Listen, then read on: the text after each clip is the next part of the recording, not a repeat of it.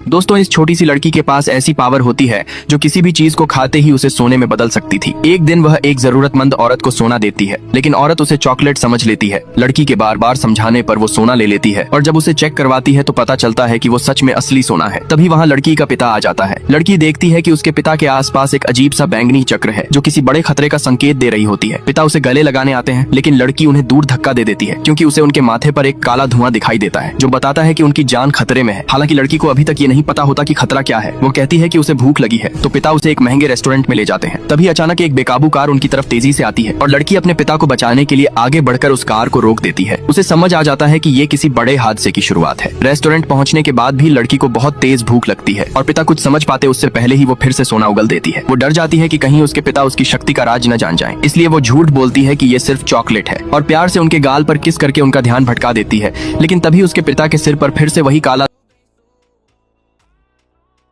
धुआं दिखाई देता है और लड़की लाख कोशिश करने के बाद भी उसे हटा नहीं पाती। तब वो सोचती है कि इस खतरे का कारण शायद उनके घर में ही छिपा है। उधर उसके पिता की सौतेली बहन परिवार की संपत्ति हड़पने के लिए एक साजिश रच रही होती है। वो फोन पर झूठ बोलती है कि उसके पिता का एक्सीडेंट हो गया है ताकि उसका प्लान सफल हो सके, लेकिन तभी उसके पिता सही सलामत घर वापस आ जाते हैं, जिससे वो घबरा कर अपना फोन छुपा देती है। लड़की देखती है कि घर के सभी लोगों के माथे पर वही काला धुआं है, सिवाय उस औरत के। उसे उस पर शक हो जाता है। फिर वो ध्यान से घर में चारों तरफ देखती है और उसे लगता है कि एसी के पीछे कुछ छिपा हुआ है। जैसे ही वो वहाँ देखती है, उसे एक श्रापित ताबीज मिल जाता है। लेकिन तभी सब्सक्राइब फॉर नेक्स्ट पार्ट।